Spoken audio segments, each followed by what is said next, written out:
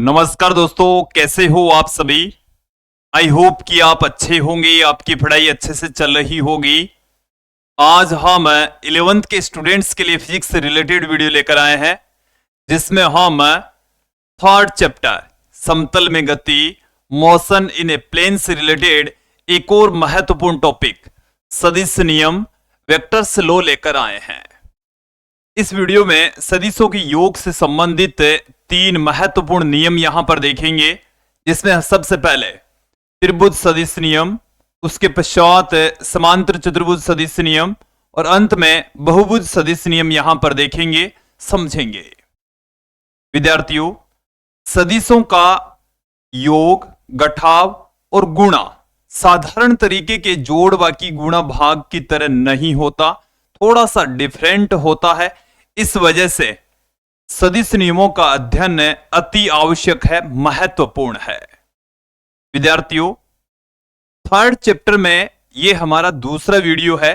पहली वीडियो में हमने सदिशों के बारे में आधारभूत जानकारी प्राप्त की थी, जिसमें हमने देखा था कि सदिश होते क्या हैं, कितनी प्रकार के होते हैं, किसी सदिश को किस तरीके से प्रदर्शित किया जा सकता है, यह हमने लास्ट वीडियो में देख लिया था।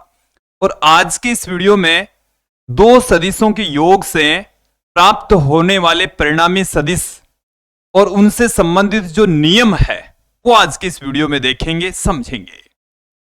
विद्यार्थियों, यदि आप हमारे YouTube चैनल पर नए हैं तो चैनल को सब्सक्राइब कर लीजिए, साथ में बेल आइकन भी दबा दीजिए ताकि आपको आगे की वीडियोस की नोटिफिकेशन मिलती रहे।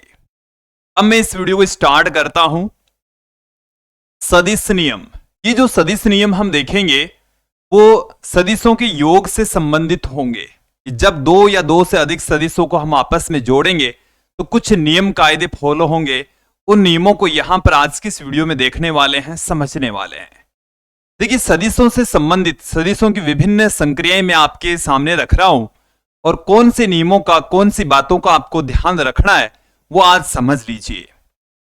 जैसे सबसे पहले मैं बात करता हूं, यहां पर हमारे पास में जैसे कोई सदिश है और उस सदिश को हम अदिश राशि से गुणा करें। ये हमारे पास में है कोई सदिश ए वेक्टर और इसको यदि हम किसी अदिश से गुणा कर दें, ये जो आप लैम्बडा देख रहे हैं ये एक अदिश राशि है। कैसी राशि है? अदिश है। तो किसी अदिश का क्या सदिश से गुणा हो सकता है?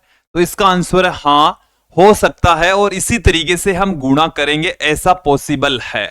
ओके, जैसे एग्जाम्पल के लिए मैं बात करूं, जैसे हमारे पास में कोई अदिश है 5 और कोई सदिश है 3i कैप। तो इन दोनों का यदि हम आपस में गुणा करें तो ये 5 और 3 आपस में गुणा हो जाएंगे, i cap as it is पड़ा रहेगा। ओके, इसका मतलब ये हो गया है कि इनके गुणा से पहले जो सदिश था उसी डायरेक्शन में ही इनका परिणामी सदिश होगा। साधारण जो गुणा होता है उसी तरीके से इनका गुणा होगा। अब मैं यहां पर इनकी अगली संक्रिया, सदिश के अंदर सदिश को ही जोड़ा जा सकता है, इसको आप ध्यान दें, समझ लें कि 2 सदिशों का जोड़ पॉसिबल है। हालांकि वो साधारण जोड़ की भांति नहीं होता, लेकिन ऐसा नहीं हो सकता जैसे कोई अदिश है 5 और उसके अंदर कोई सदिश जोड़ दे, ऐसा पॉसिबल नहीं है, ऐसा नहीं हो सकता। इसी तरीके से 2 सदिशों का गठाव भी पॉसिबल है, A vector minus B vector, ऐसा संभव है, यह भी संभव है, बट इनका गठाव संभव नहीं है। जैसे ए वेक्टर में से आप 5 घटा दें, ऐसा पॉसिबल नहीं है, ये नहीं होता। अब मैं आपको बताऊं कि सदिशों के गुणा की बात करूं तो सदिशों का जो गुणा है वो साधारण गुणा की तरह नहीं होता।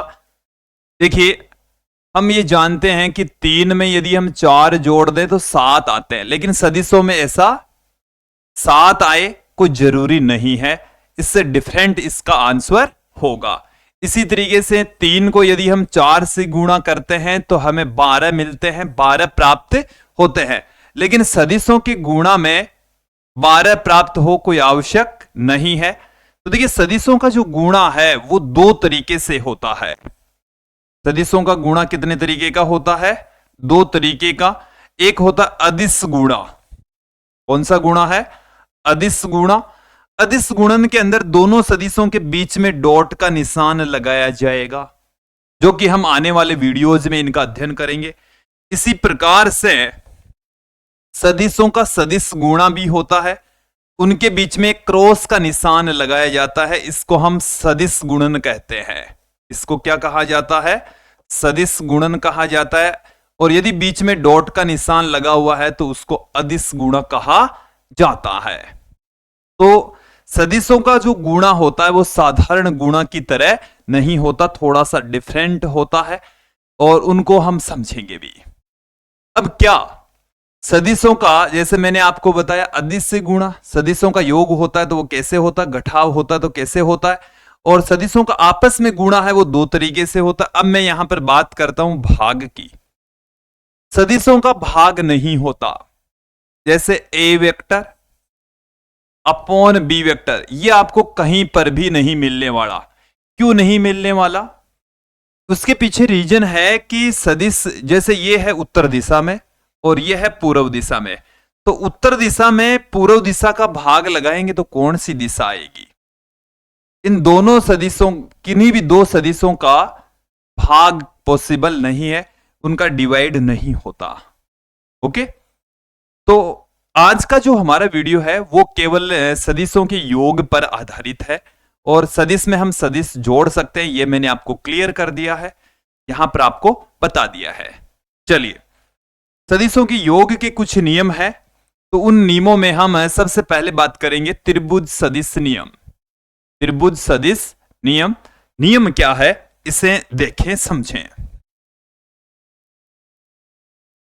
जैसे हमारे पास में ये कोई सदिश है, ये है ए वेक्टर, ओके, और ये हमारे पास में है दूसरा सदिश है बी वेक्टर। ए वेक्टर और बी वेक्टर इस तरीके से दो सदिश है। अब क्या है, त्रिभुज सदिश नियम हमें क्या कहता है कि आप उन दोनों सदिशों को किसी त्रिभुज की दो भुजाओं के अनुदिश एक ही क्रम में रख दीजिए। दोनों को क्या करना है, किसी त्रिभुज की दो भुजाओं के अनुदिश एक ही क्रम में रख दीजिए, तो इनका जो परिणामी सदिश है, मैं यहां पर परिणामी सदिश का मतलब है इनके जोड़ से जो सदिश मिलेगा वो भी एक सदिश होगा, उसको मैं कह रहा हूं यहां पर परिणामी सदिश। वो जो परिणामी सदिश है वो त्रिभुज की तीसरी भुजा के अनुदिश और विपरीत दिशा में होगा। ठीक है, चलिए, तो यहां पर मैं रख रहा हूं, ये हमारे पास में है पहला सदिश, ये मैंने यहां पर पहला सदिश ले लिया है। अब मैं ले लेता हूं दूसरा सदिश, ये मैंने दूसरा सदिश ले लिया है। आपको क्या करना है, इन दोनों ही सदिशों को किसी त्रिभुज की दो भुजाओं के अनुदिश रखना है। तो मैं यहां पर, ये जैसे हमारे पास में त्रिभुज है और उस त्रिभुज की पहली भुजा ये है और दूसरी भुजा ये वाली है, तो इनकी जो परिणामी सदिश होगा इनकी तीसरी भुजा के अनुदिश, एक बार देख ले वे, समझ ले वे। ये हमारे पास में त्रिभुज है, अब मैंने त्रिभुज ही बना दिया यहां पर, तो इस पहले सदिश को हमने त्रिभुज की पहली भुजा के अनुदिश रख दिया, दूसरे सदिश को दूसरी भुजा के अनुदिश रख दिया। दोनों का क्रम सेम ही रखना है। क्रम सेम रखने का मतलब पहले सदिश के सिर पर दूसरे सदिश की पूंछ रख देनी है। अब इनकी विपरीत क्रम में, तो विपरीत क्रम हो जाएगा ये वाला, विपरीत क्रम ये हो जाएगा, इनका योग ए वेक्टर प्लस बी वेक्टर मिलने वाला है। कई जगह पर इसको आर वेक्टर से लिख देते हैं, इनके योग से जो सदिश आया उसको आर वेक्टर से लिख देते हैं, जो कि ए वेक्टर प्लस बी वेक्टर के बराबर होगा। ओके, तो ये त्रिभुज सदिश नियम है कि दिए हुए दो सदिशों को त्रिभुज की दो भुजाओं के अनुदिश एक ही क्रम में रख दिया जाए तो उनका परिणामी सदिश तीसरी भुजा के अनुदिश और विपरीत क्रम में होगा। तीसरी भुजा के अनुदिश और विपरीत क्रम में होगा। ओके, तो स्टेटमेंट मैं आपके सामने रख देता हूं, इसका क्या स्टेटमेंट है देखिए, कि दो सदिशों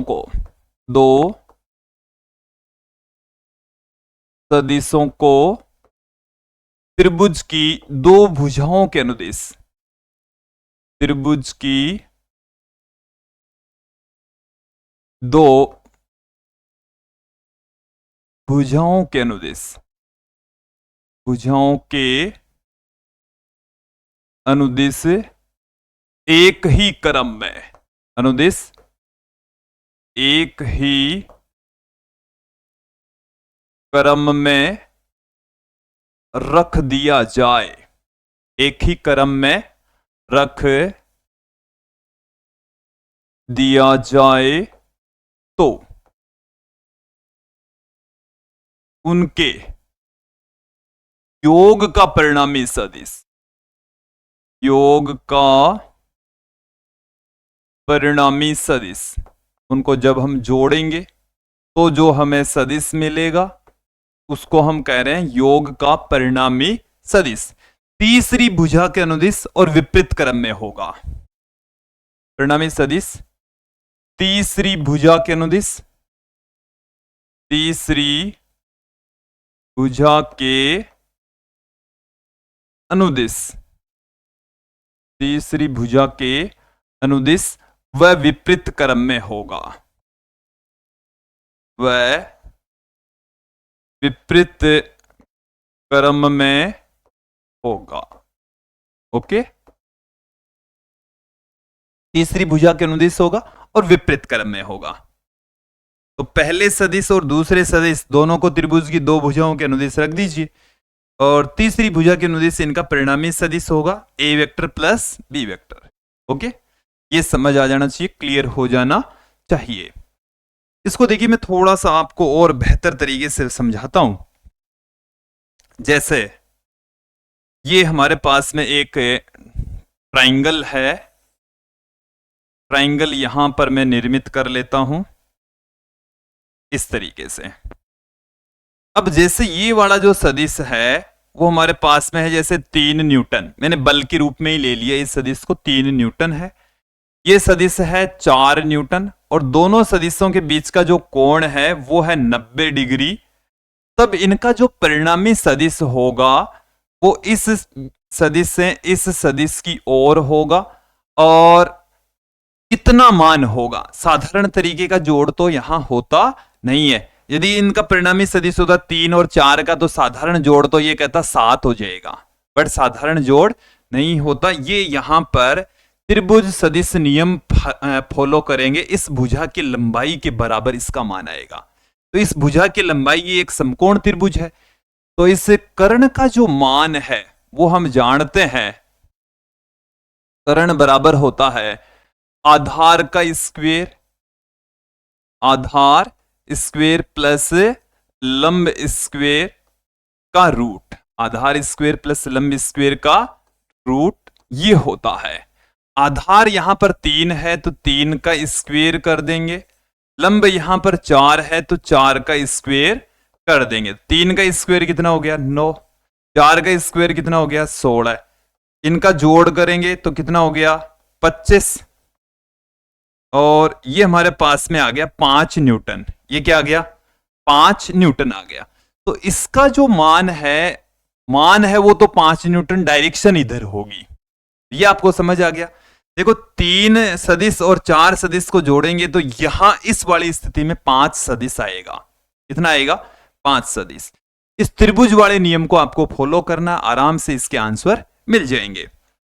एक और एग्जांपल मैं आपको बताता हूं। जैसे हमारे पास में ये कोई सदिश है ए वेक्टर, ये हमारे पास में दूसरा सदिश है बी वेक्टर और कोई तीसरा सदिश है सी वेक्टर।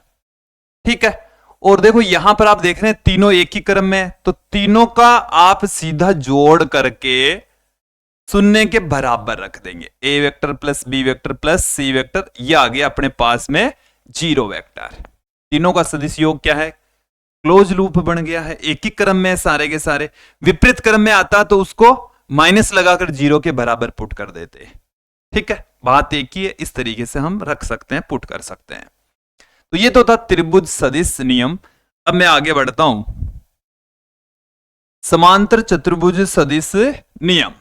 समांतर चतुर्भुज सदिश नियम भी त्रिभुज सदिश नियम की भांति सेम तरीके का है, थोड़ा सा जो डिफरेंस है उसको आप यहां पर समझ लें। ये जैसे हमारे पास में है कोई सदिश ए वेक्टर, ये हमारे पास में कोई सदिश है बी वेक्टर, और ए वेक्टर और बी वेक्टर दोनों सदिशों को किसी समांतर चतुर्भुज की दो आसन भुजाओं के अनुदिश रखना है।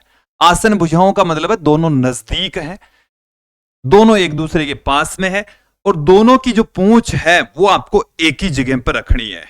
तो हम क्या कर देते हैं, इस वाले सदिश को ये मैंने ले लिया है, इस वाले सदिश को दोनों की पूंछ एक ही जगह रखनी है, तो ये मैंने यहां पर दोनों की पूंछ एक ही जगह पर रख दी है, वो आपको दिखाई भी दे रहा है। अब आपको करना क्या है कि ये हमारे पास में क्या है,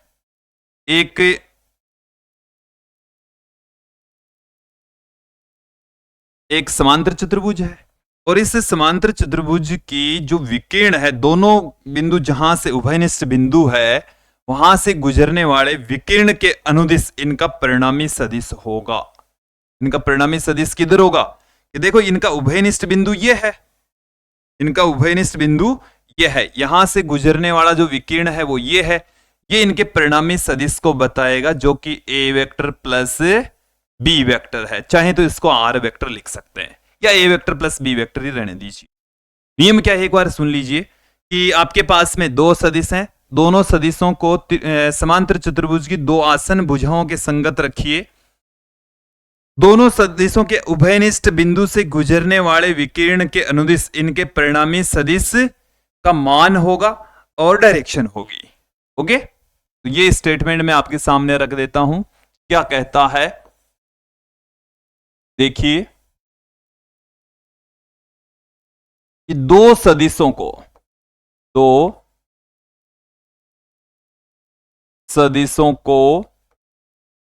समांतर चतुर्भुज, दो सदिशों को समांतर चतुर्भुज की दो आसन भुजाओं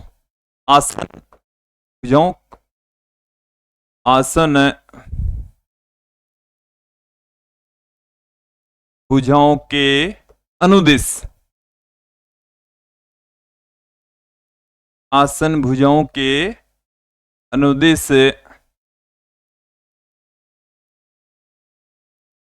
रख दिया जाए,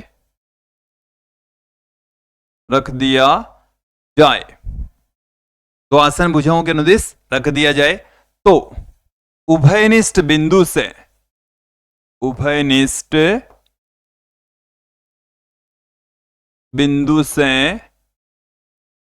गुजरने वाले, जो उभयनिष्ठ बिंदु है वो ये वाला है, तो इस उभयनिष्ठ बिंदु से गुजरने वाले विकीर्ण के अनुदिश,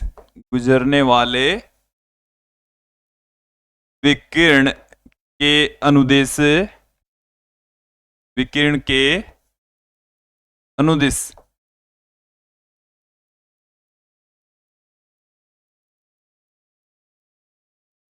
के अनुदिश इनके योग का परिणामी सदिश होगा, इनके योग का परिणामी सदिश होगा, ओके, परिणामी सदिश होगा, ये आपको समझ आ जाना चाहिए। तो ये है दो भुजाओं के अनुदिश आपने दो सदिशों को रख दिया है, तो इनका जो परिणामी सदिश है इनके उभयनिष्ठ बिंदु से होकर गुजरने वाले विकीर्ण के अनुदिश होगा। ठीक है, ये जो नियम है वो त्रिभुज सदिश नियम की भांति ही है। देखिए ये वाली भुजा बी वेक्टर है, तो ये वाली भुजा भी क्या होगी, बी वेक्टर होगी। तो ये यदि ए वेक्टर है, ये बी वेक्टर है, तो इनका परिणामी त्रिभुज सदिश नियम के अकॉर्डिंग ये A vector plus B vector होगा। ओके, तो ये उसी की भांति है, इनमें कोई डिफरेंस नहीं है, सेम ही है। अब हम बात करते हैं अंतिम जो नियम है वो है बहुभुज सदिश नियम।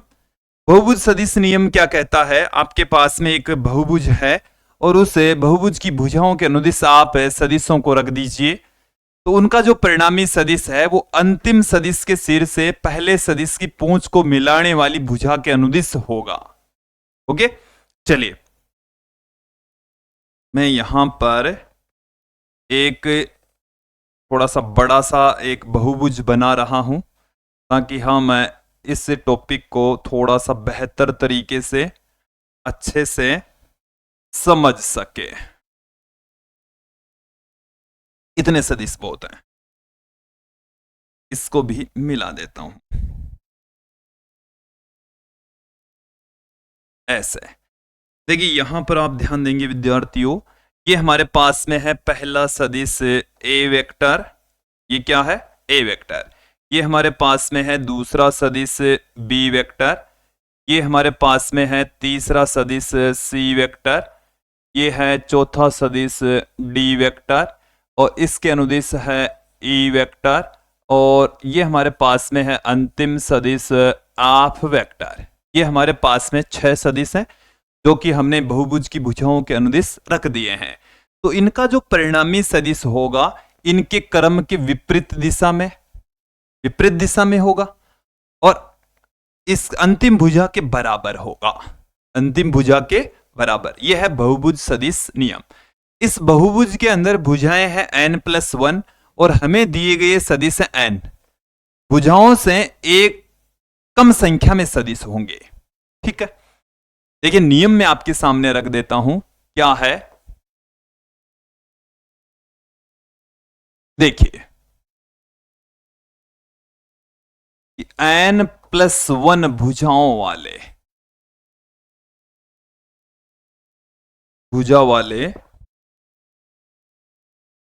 वाले बहुभुज के अनुदिश, बहुभुज की n भुजाओं के अनुदिश, भुजाओं के अनुदिश सदिशों को एक ही क्रम में रखने पर, सदिशों को एक ही क्रम में, एक ही क्रम में रखने पर उनका परिणामी सदिश, उनका परिणामी योग सदिश अंतिम भुजा के अनुदिश, अंतिम भुजा के अनुदिश व विपरीत क्रम में होगा, अंतिम भुजा के अनुदिश व विपरीत क्रम में होगा, अंतिम भुजा के अनुदिश होगा और विपरीत क्रम में होगा। ओके, ये हमारे पास में है। अब आप यहां पर ध्यान दें कि अंतिम सदिश है वो, मतलब परिणामी सदिश है वो इस डायरेक्शन में होगा जिसको मैंने लिख दिया आर वेक्टर से। अब ये जो आर वेक्टर है एक्चुअल में क्या होगा, A vector plus B vector plus C vector D vector plus E vector, जितने भी सदिश हैं उनके सदिश योग के बराबर हो जाएगा। इसे आप इस तरीके से भी समझ लें कि जैसे हमारे पास में ये है एक सदिश ए वेक्टर, ये है दूसरा सदिश बी वेक्टर, फिर वो सदिश नियम के अकॉर्डिंग इस ए वेक्टर और इस बी वेक्टर का परिणामी सदिश होगा वो इसके अनुदिश होगा, इसके अनुदिश होगा। चलिए यहां से ये वाला जो सदिश है वो इन दोनों सदिशों के परिणामी सदिश को बताएगा, ठीक है। तो ये हमारे पास में आ चुका है, ये क्या आया है, A vector plus B vector आया है और उसकी डायरेक्शन है ये, एक ही दिशा में है। ओके, अब ये सदिश आ चुका है A vector plus B vector, ये हमारे पास में सी वेक्टर। तो इस वाले सदिश और इस सी सदिश का जो परिणामी सदिश है वो इस डायरेक्शन में होगा, यहां से इस डायरेक्शन में होगा। और ये हमारे पास में क्या है, ए वेक्टर, ये हमारे पास में क्या है, A vector plus B vector plus C vector, A vector plus B vector plus C vector होगा। ओके, क्योंकि ये A vector plus B vector, ये सी वेक्टर, तो ये A vector plus B vector plus C vector हो जाएगा। Okay, ये आपको समझ आ जाना चाहिए, क्लियर हो जाना चाहिए। अब यहां पर इनका और परिणामी देखें, ये A vector plus B vector plus C vector, ये डी वेक्टर है, तो इनका परिणामी सदिश हमारे पास में ये होगा। ठीक है, डायरेक्शन थोड़ी सही नहीं हुई, अब देख लेते हैं, ये हो गया। ये क्या होगा, ये प्रारंभिक बिंदु है। आप यहां पर देखेंगे ये A vector plus B vector plus C vector, और इसका जोड़ और हो जाएगा इसमें, ये हो गया A vector plus B vector plus C vector plus D vector, इन सब के जोड़ के बराबर हो गया है। अब आप यहां पर इस सदिश का परिणामी भी निकाल सकते हैं। इस सदिश का परिणामी क्या हो जाएगा हमारे पास में, यहां से हमारे पास में यहां तक, यहां से यहां तक ये परिणामी सदिश देखो क्या आ जाएगा, ये वाली जो भुजा है और इस वाली भुजा के सदिशों का योग हो जाएगा। तो ये A vector plus B vector plus C vector plus D vector plus E vector, ये हो गया अपने पास में इनका परिणामी सदिश। ये आपको समझ आ जाना चाहिए। अब इस वाले सदिश और इस वाले सदिश का परिणामी सदिश ये आर वेक्टर आ गया, जो कि मैंने यहां लिखा है, A vector plus B vector plus C vector plus D vector plus E vector plus F vector. Clear? तो ये तो था बहुभुज सदिश नियम। अब थोड़ा सा मैं आपको और बताता हूं, थोड़ा समझाता हूं कि जैसे हमारे पास में मैंने आपको एक ट्रायंगल के जरिए समझाया अभी इस तरीके से कि ये जैसे हमारे पास में 3 न्यूटन का बल है इधर, ये 4 न्यूटन का बल है ऊपर की ओर, ये एंगल है 90 डिग्री, तब इसका मान आ जाता है 5 न्यूटन इस डायरेक्शन में। अब ये वाला एंगल कितना है, न तो हमें परिणामी सदिश की दिशा का पता, यहां पर हमें परिणामी सदिश का मान तो पता है, मान 5 न्यूटन है, लेकिन परिणामी सदिश की जो परिणामी सदिश ये है उसकी डायरेक्शन नहीं पता, उसकी दिशा का ज्ञान नहीं है, दिशा अभी भी अज्ञात है। भाई परिणामी सदिश लग तो रहा है 5 न्यूटन का, बट है वो कौन सी दिशा में इसका कोई आइडिया नहीं है। इसके अलावा देखें, जैसे इसका तो हमें एंगल का पता था, कई स्थितियां ऐसी भी हो सकती है कि जिसमें हमें इस एंगल का पता नहीं होगा, उस एंगल की जानकारी नहीं होगी। जैसे ये हमारे पास में है ए वेक्टर, ये हमारे पास में है बी वेक्टर, और ये हो जाता है A vector plus B vector. Okay, तो ये जो परिणामी सदिश है A vector plus B vector, जो कि इस डायरेक्शन में होता है, इसका न तो हमें मान पता, न हमें इसकी डायरेक्शन पता। तो इसका जो मान है उसको हम कहते हैं परिमाण। परिणामी सदिश, ये तो होता है परिणामी सदिश, सदिश को तो क्या बोलते हैं, परिणामी सदिश, और उस परिणामी सदिश का जो मान होता है उसको हम बोलते हैं परिमाण, और न उसकी दिशा पता। तो जो हमारा अगला वीडियो होने वाला है, उस वीडियो में परिणामी सदिश के परिमाण और उसकी डायरेक्शन का व्यंजक फाइंड आउट करेंगे, उसके बारे में संपूर्ण अध्ययन करेंगे। ओके, तो आज की इस वीडियो में हमने केवल जो नियम है उनका अध्ययन किया, और नेक्स्ट जो वीडियो होने वाला है उसमें हम अध्ययन करेंगे कि भाई जब दो सदिशों का योग होता है तो हमें उनका परिणामी सदिश मिलता है, उसका परिमाण कितना होता है, उसकी डायरेक्शन क्या होती है, उसका अध्ययन हम करेंगे नेक्स्ट वीडियो में। आज की इस वीडियो में इतना ही। धन्यवाद दोस्तों।